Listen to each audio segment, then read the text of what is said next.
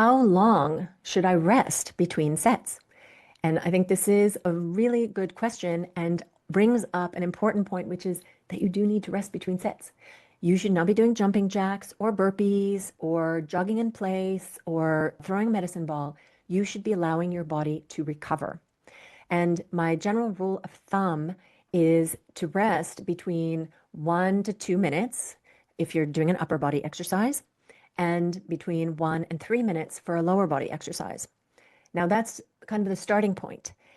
It will depend on whether that's enough time for you to recover and come back strong for the next set and how intense your set is. So, for example, when I'm doing unassisted pull-ups, which is really hard for me, and I am going to failure when I do them, or I am going to failure because I don't have another rep in me, that is hard.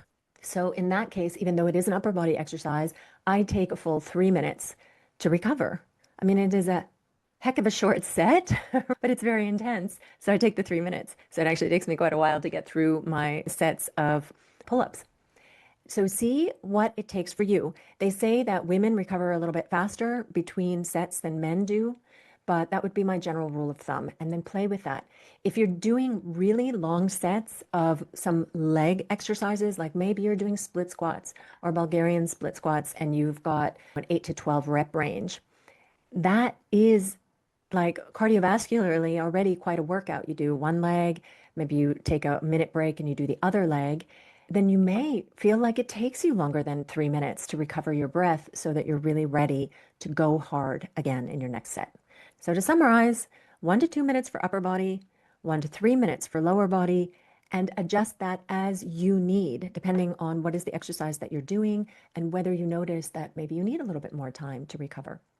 And one more thing I will add here is that when you are doing supersets, so let's say you're supersetting antagonist muscles, in other words, you're doing two muscles that do the opposite movement. So biceps and triceps are a great pair to superset.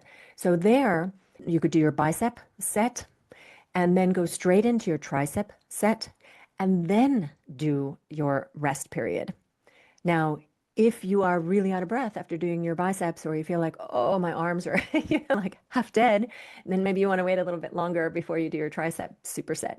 But that is a place where you don't need to do the full 1 to 2 minute recovery before doing the next set, because your next set is going to be a different muscle group. And same thing if you are training like upper body, lower body split. So for me, for example, I will do an RDL supersetted with shoulder presses. So in one I'm using my upper body and the other I'm using my lower body. So I will do the shoulder presses first because they're less cardiovascularly tiring for me. And then I will set up and do my Bulgarian split squats. And then after I've done the Bulgarians, I will take a full 3 minute break before going back to the shoulder press. But it's something you can definitely play with. Those are just some guidelines to start from. And if you're a newbie, then I would stick to at least the minute and then see where that goes.